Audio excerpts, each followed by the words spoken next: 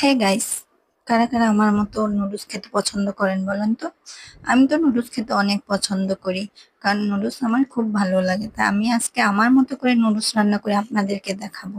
তা আমি প্রথমে একটা পাতিলে পানি দিয়ে দিছি, পানি চুলাতে বসায় পানি ফোটার পরে আমি নুডলস গুলো ঢেলে দিছি।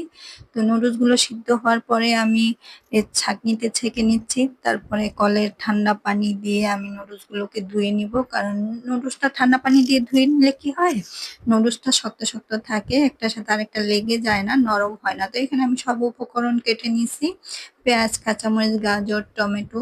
তো আমি 2টা ডিম আলাদা করে ভেজে নিব, একটু সামান্য লবণ দিয়ে, স্বাদ মতো লবণ দিয়ে আমি একটু ভেজে নিব আলাদা করে, ঝুরা ঝুরা করে। তো ভাজা হয়ে গেলে আমি আলাদা করে বাটিতে রেখে দিব এই ডিমের ঝুরাটা। তারপর আমি ওই পাত্রেই ইয়ে তেল দিয়ে পেঁয়াজ কুচি, কাঁচামরিচ দিয়ে একটু ভেজে নিব।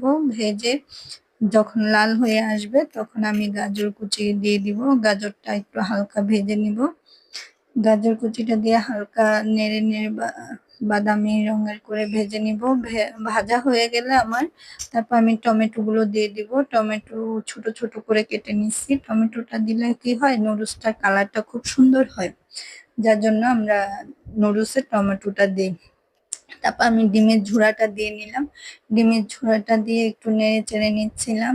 এর মধ্যে স্বাদ মতো একটু লবণ দিয়ে দিছি। তারপরে আমি নুডলসটা দিয়ে দিলাম। নুডলসটা অনেক সুন্দর ঝরঝরে আছে। তো নুডলসটা দিয়ে আমি নেড়ে চেড়ে নিলাম। আমার নুডলস হয়ে গেল রান্না করা। খুবই সহজে অল্প উপকরণ দিয়ে আমি এভাবেই নুডলস রান্না করি। আমার নুডলসটা অনেক মজা হয়েছে। সবাই ভালো থাকবেন, সাপোর্ট করবেন। আল্লাহ হাফেজ। ভালো